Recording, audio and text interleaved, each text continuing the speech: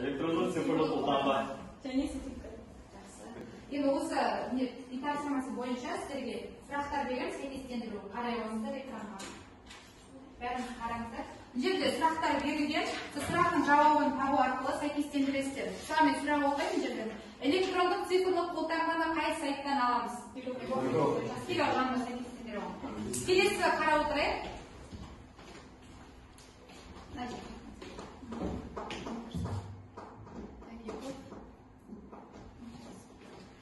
Келесі ашық кілт қалай аталады бізде? Шау. Тоқтаңыз. Ашық кілт. Жақсы. Келесі отырау. Жабық кілт қалай бізде? Жабық кілт қалай аталады? Келе алады Нұрсұлтан.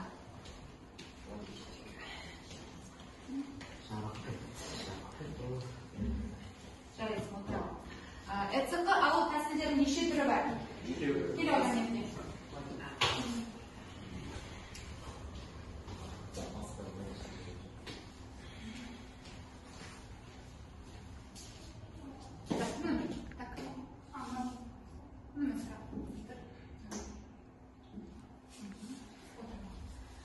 Келесі, ЭЦК-ны алу үшін қандай программа орнату керек? Тек Зинат келе ал.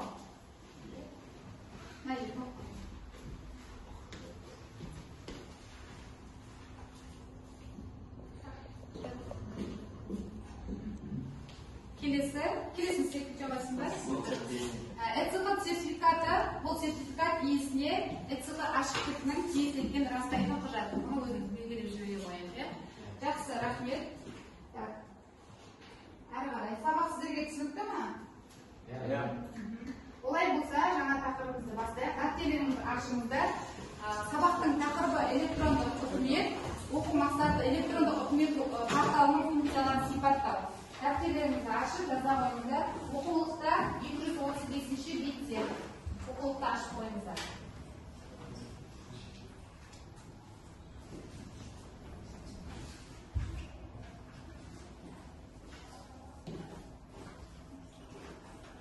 Чекол болдың ба? Тақырып жазып.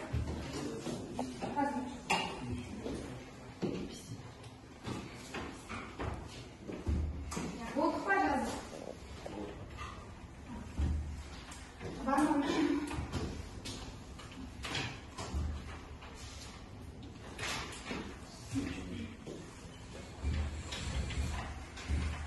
Болдыңыздар ма? Болса, шағын видео көрсетсін бар. Соған назар аударыңыздар. Тыңдап аласыздар, балдар маған қарай қойыңыздар. Тыңдап аласыздар, видеоны қысқаша тыңдайсыздар, сосын не айтылғанын айтып қоясыздар.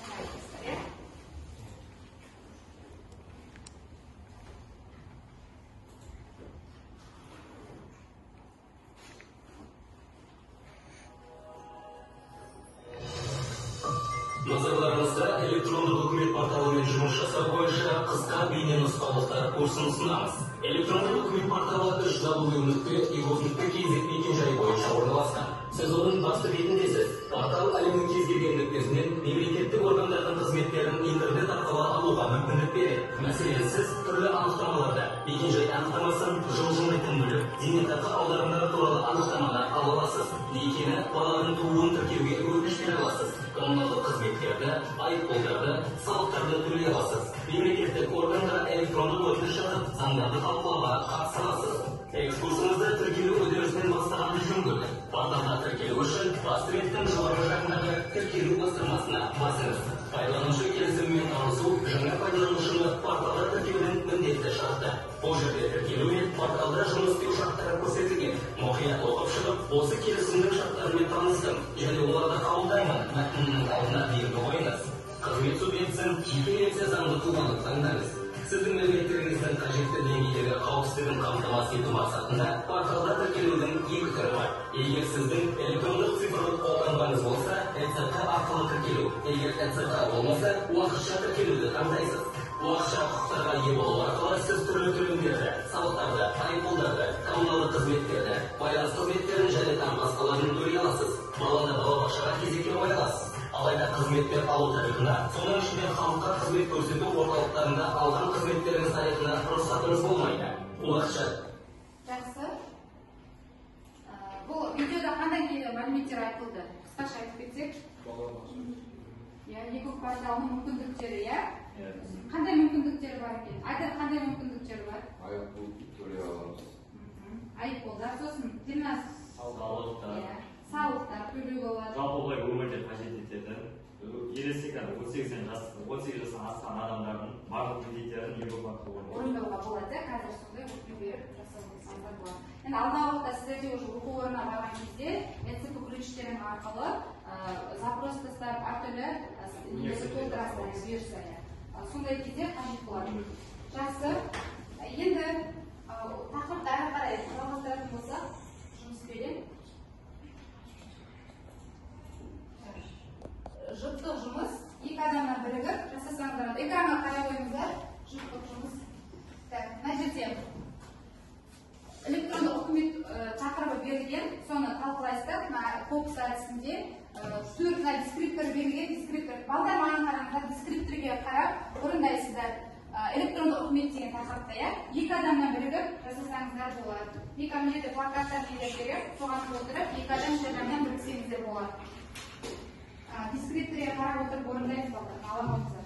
Жанр аламаңыздар. Бөлшіп аламаңыздар. Жақта тендірады. Бірігіп жасай оңыздар. Исмаил.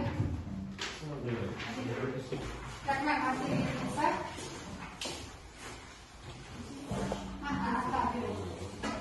Дұрыста сізге барған?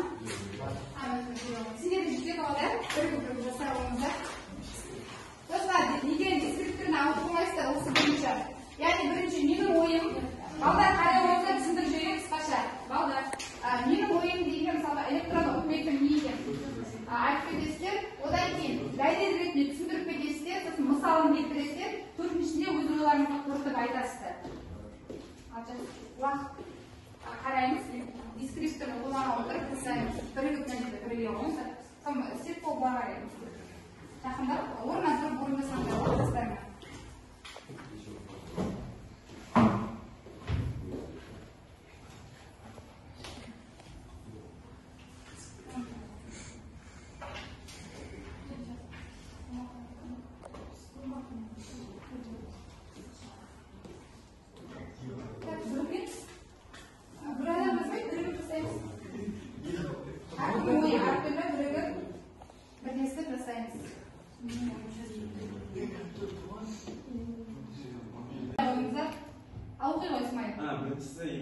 электрондық үкімет порталы. Зейнетақы аударымдары туралы анықтама алуға болады және жылжымайтын мүліктің болуына ақпарат беру. Біздің балабақшаларға жіберу үшін балаларды 6 жасқа дейін кезекке қойып. Жалпы электрондық үкімет деген қандай портал деп ойлайсыздар? Жалпы жұмыс жасауыңызда қай бағытта? Қысқаша топтың несін тапсырмасын айта алыңыздар қорғап. 4 не бойынша дескриптор бойынша электрондық үкімет. Менің ойымша бұл портал мемлекеттік органдардағы кезекті қысқартып, анықтама, куәлік сияқты құжаттарды алуды жеңілдетеді. Сосын дәлел себебі оны былай түсіндіремін. Үйде жұмыста интернет бар кезде кез келген жерде автоматтандырылған мемлекеттік қызметтің 400-ден астам түрін онлайн режимде алуға мүмкіндік бар. Мысалы, оны мен мына мысалмен дәлелдеймін. Көптеген қызметке енді ЭЦП көмегімен порталда авторизациялану арқылы қол жеткізуге болады. жақсы. Екіншісі жалпы электрондық үкімет порталынан, оның инфрақұрылымынан сияқты тұрақты дамуда жаңа мүмкіндіктер пайда болуда, және де уақыт өте келе жаңа да технологиялар пайда болады. Жақсы. Енді оқушылар қараңыздар. Бұл 4 дескриптор бойынша орындап тұр, бұл оқушылар. Жұмысын толыққанды орындады деп бағалаймыз, жарайсыздар, отыра қойыңыздар. Келесі Нұрсұлтан Шағу. Қайда жұмыстарың қайда?